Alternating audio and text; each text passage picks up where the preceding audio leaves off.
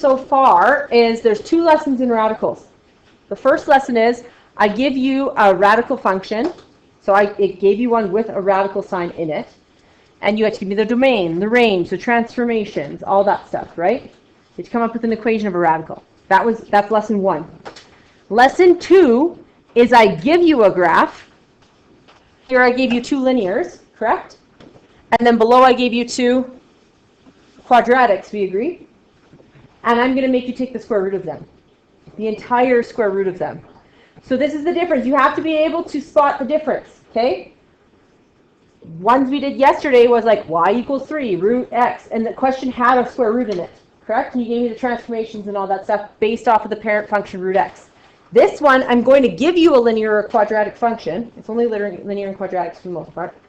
And you have to take the square root of the function, okay? So what the heck does that mean? That means you're going to do y equals, well, that is a large marker. Y equals square root f of x. So I'm going to give you f of x, and you're going to root the entire thing, the entire function. So we're going to look at this one first. So we're going to actually root ones that are given to us first. Now, how do we do that? Well, what does f of x just represent? In grade 10, your teacher, when you saw f of x and g of x and h of x, your teacher said, don't worry, don't freak out. It's just what? It's just your y, correct? It's just your y. Don't freak out. That's all it is. Correct? So when they do this, when they give us an f of x, here's my f of x for the first one. This is my f of x. I want to take the square root of it. Well, what am I square rooting? I'm square rooting, what does f of x just represent? The y. So what am I doing? I'm keeping my x's and I'm rooting my y's. So the mapping for all of these would be this. It would be xy becomes x root y. Draw, move on. That's it. That's all. So my x's all stay the same. I square root my y's, redraw a point. Square root my y's, redraw a point. That's it. That's all. That's the mapping for these ones. Okay? So let's look here. This one here is at -6, -1. Okay? So we have -6, -1, and it's going to become -6, comma, square root -1. Ruh-roh. What's the problem? Yeah, that too. So when you take the square root, what's the problem when you take square root of a negative number? You can't. So what's going to happen to all the negative numbers on this graph? They're just going to go away. You can't take the square root of them. When you square root a -1, it does not exist. Okay? So this entire portion of the graph down here, gone on my square root function. Okay? Do you know any numbers that if I root them, they stay the same? Are there any numbers that if I take the square root of them, they stay the same? 1 is one of them. There's 2 of them. What's the other one? Someone's whispered it. 0. 0 and 1 are when the numbers stay the same, correct? So let's go find those ones here first. So we have -4, 0. Remember, we're looking for when y is 0 and 1, because we're just keeping our x's and we're rooting our y's. Do you agree? So -4, 0 is going to become -4 square root 0, which is -4 and 0, yeah. So this is going to stay the same. I'm going to erase this one so we don't think it's still there. And what did you tell me? Where's the other one? At 1. So 1 is at -2, 1. -2 root 1 is -2, 1. Oh, they stayed the same. What did I tell you when you do a transformation or something and it does not change? What's that called? Invariant. So this is where they're invariant. The invariant points on the square root of f of x graph happen when y is 0 and y is 1. Right? Because by square root 0 and square root 1, it stays the same. So I'm going to write that up here. I'm going to say invariant points. So from this graph, the invariant points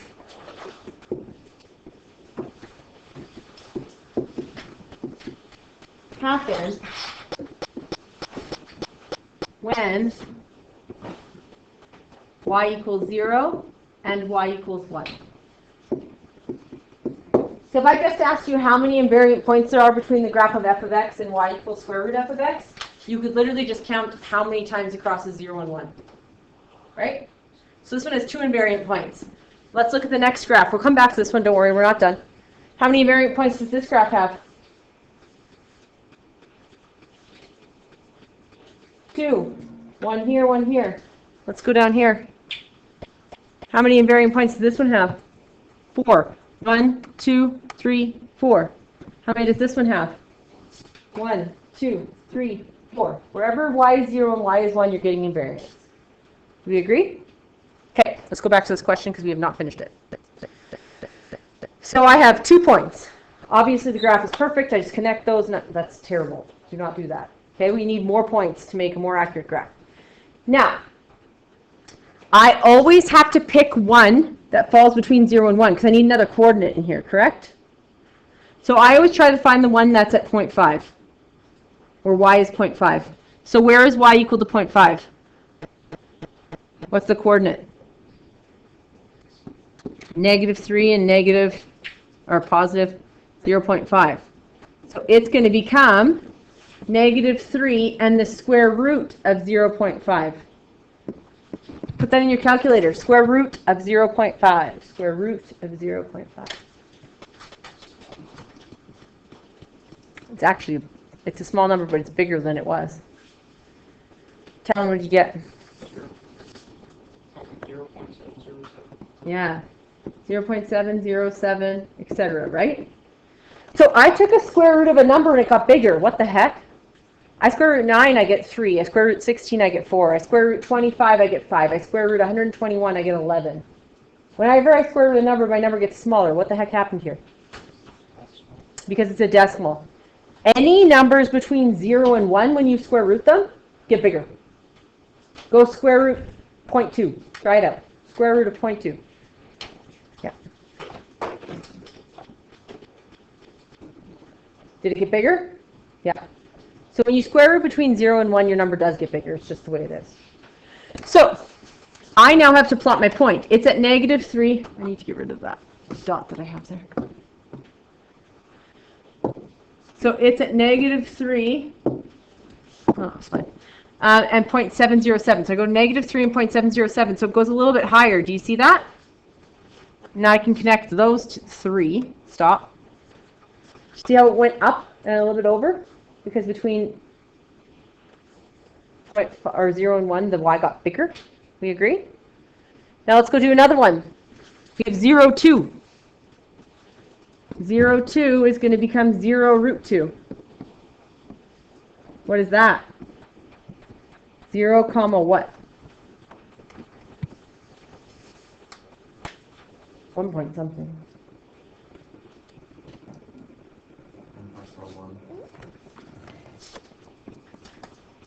So now I go plot that. 0 and 1.41, approximately here. Connect those. Now I just keep going, right? Just keep pick another point. Take the root of the y. Take another point. Take the root of the y. Do you see what I'm just doing? All I'm doing, keeping x root y, keeping x root y. So now I have 2, 3. It's going to become 2 and root 3, which is 2 and what?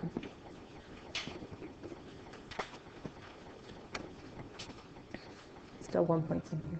1.73.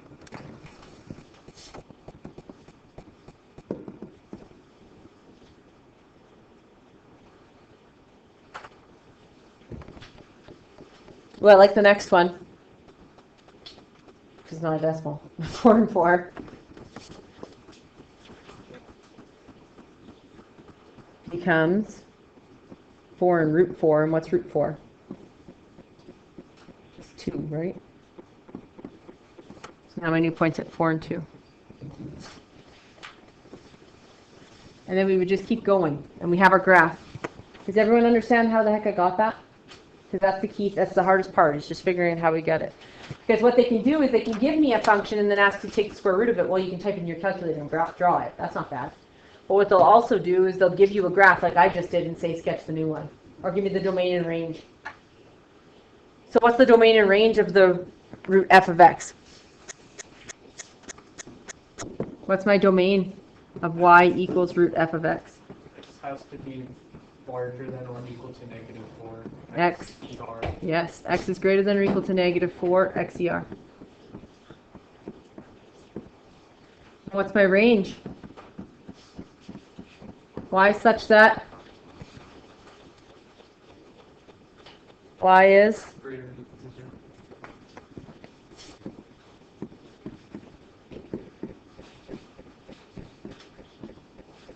So this one had a positive slope when I went to the right.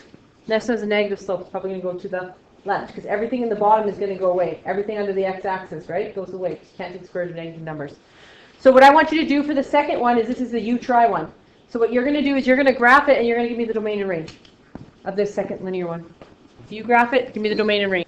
This one I can just immediately do this, just so you know. I can go here and go 0 and 1. Why can I do that? Because they're staying the same, where y is 0 and y is 1. It's invariant. So I don't even need to figure them out. I can just go there and bold them. Right? Then I told you I need to pick one between here. So I'm going to say, to get 0.5, I'm going to say 1.25 and 0.5 is going to become 1.25 comma the square root of 0.5, which is 1.25, and then 0.707. So this up here is going to go a little higher. So where 0.5 is, it's going to come up about here. And so you're going to curve out. Do you see how I curved out? And some of you guys just went straight to it. You will lose marks because you're not right. Yeah. Wait, 1.25? That's not 1.5. Okay. I didn't do 0. I did 1.25 and 0.5. Why? Because I need the 0.5. Because 0.5 square root is 0.7. So it comes up here. Okay. I just plotted these ones right away, Julia, because I knew they were going to stay the same. So I could write 1.5 and 0 becomes Like, 1.5. are we and still 0. allowed to do that? Because that's kind of what I... You don't have to show that step, though. You're just drawing a graph. You But I had can. the 1.5. Like, I don't have to show the 1.25 and 0.5. You do, because you need this to curve out. If you don't draw that, you're going to do this, which isn't accurate. You need a point between those 2 points. So I always use the 0.5 point, so that I have this one, I have this one, and then at 0.5 it's coming up to 0.7. It's going to curve out. You have to have the curve. So you have to show that 0.5 one. You could pick a different decimal if you wanted to. I just picked 0.5. And then we do 0 and 3, which is 0 and root 3, which we had root 3 over here, which is 1.73.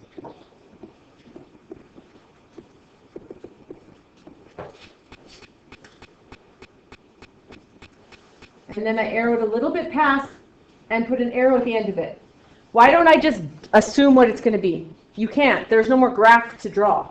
So once you get past where it is, you just stop and put an arrow. It's going to keep going. If I draw anything past that, I'm just guessing.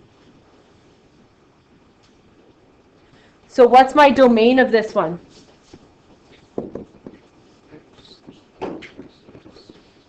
Less than or equal to 1.5. So the x-intercept's the important part, right? That's going to get me my domain. And if the graph is at all passing through the x-axis, your range is going to be greater than or equal to 0 every single time, right? Because all the negatives are going to go away and it's going to start at 0. The only time it's not just greater than or equal to 0 is if the whole graph is above the x-axis. So it's going to be y such that y is greater than or equal to 0, y there.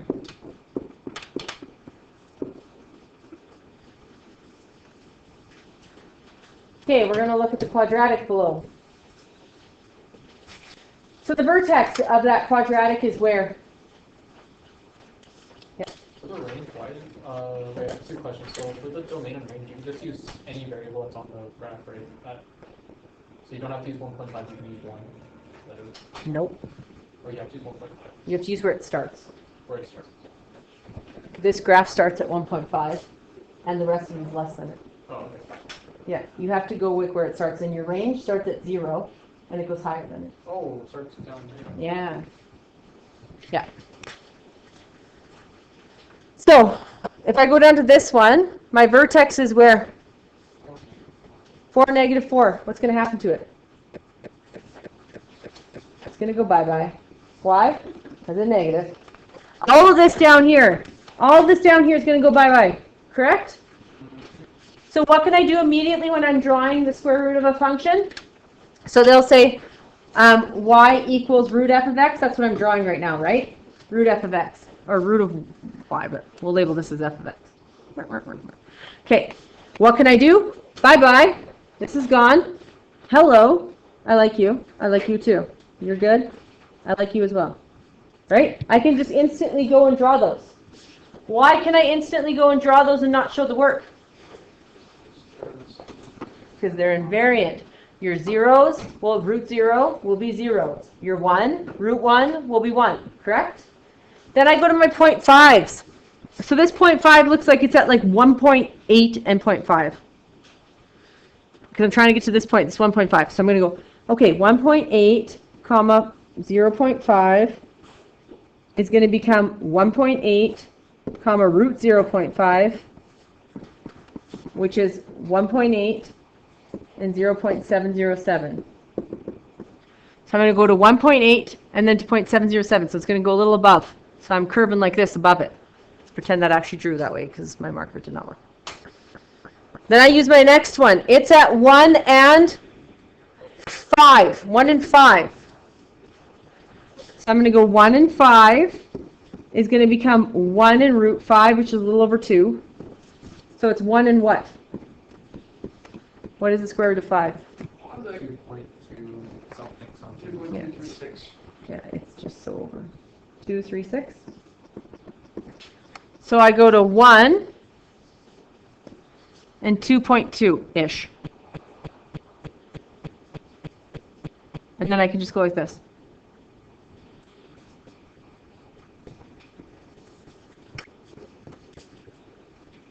We agree? But now we have a whole other arm to draw, right? So this one's at like 6.2 and 0.5, or 6.1, whatever. We'll go 6.2 and 0.5. And it's going to become 6.2 and root 0.5, which is 6.2 and 0.707. So like somewhere up here, like just a curve like that. And then we have 7 and 5. Oops, come down here. 7 and 5 is going to become 7 and root 5, which is going to become 7 comma 2.236.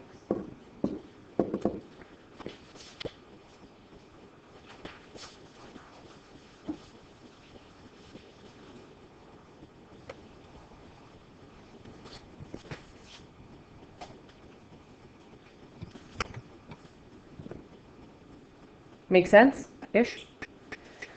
The catch of my domain now. My domain is in 2 spots, and it doesn't exist in the middle. We agree? So how do we write that? We're going to go domain. We start off with the left. So I know it's 2 or what? Less. And it's 6 or what? More. So it's really dependent on those x-intercepts, right? So how do I write that? I go x such that. That never changes. And now I write it as pieces. Don't ever try and write these together when it's an arm out and an arm out. You can't write them together. So we're going to go x is less than or equal to 2, or x is greater than or equal to 6, XER. You cannot write them together. Some people try and write them with like the x in the middle. When you write them with the x in the middle, you're saying and. So if you went like x is less than or equal to 2 and greater than or equal to 6, and you put the x in the middle, you're saying there's an x that exists that's less than 2 and greater than 6. Is there such a number that exists less than 2 and greater than 6? No. So when you have one arm going out and another arm going out, you have to use or, and you can't sandwich an x in the middle. So the x in the middle only happens when you have 2 numbers that are like on the other side and it connects them, which looks like the next one. Anyways, we're going to do range here first. What's my range? Y such that y is greater than or equal to? 0. And then it goes on forever up by year. Okay, you do that graph. So when I'm going to sketch this one, the arms are going to go away underneath the x-axis, right? The -4 and the 0 are staying the same. and this one are staying the same because they remain invariant. My 0.5 is going to pop up to 0.7. So I go to my 0.5, it pops up to 0.7. Now, if I want to do more accurate sketches, I have -3 and 3 is going to become -3 and √3, which was -3 and 1.7, blah, blah, blah, wasn't it? I think. What was √7 or √3? 1.7. 1.7. Okay. -3 and 1.7, somewhere around here. And then positive or -1 and 3 is going to become -1 and 1.7 because it's the same thing. And then I have -2 and 4, which is going to become -2 and √4, which is -2 and 2.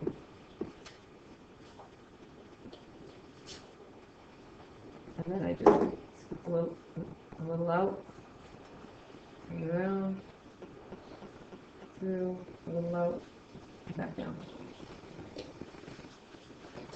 So what is my domain? Can I sandwich this time? Yes, because I can say there's a number between -4 and 0. Are there numbers between -4 and 0? Yes.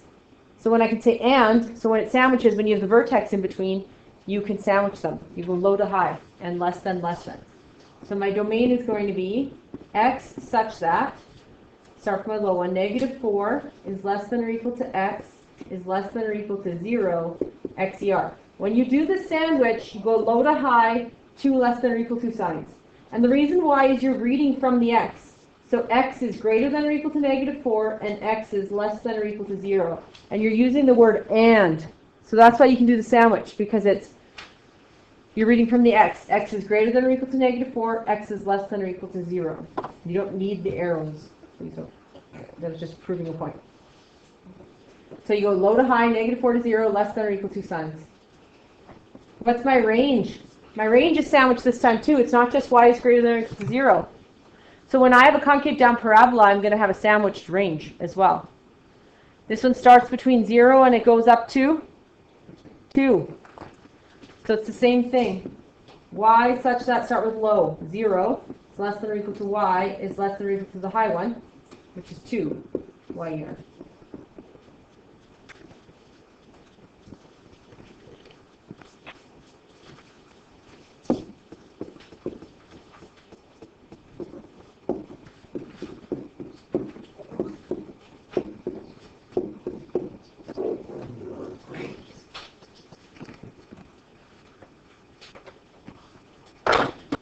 Remember, if your homework is in by 8:30, you can come in to me at class tomorrow and ask for a Leppy book. But How much is the exemption for the week? Right. Find out. It's not one. What? Finish one. Example. I think that's fair. That seems fair to me. Every second. Do one. No.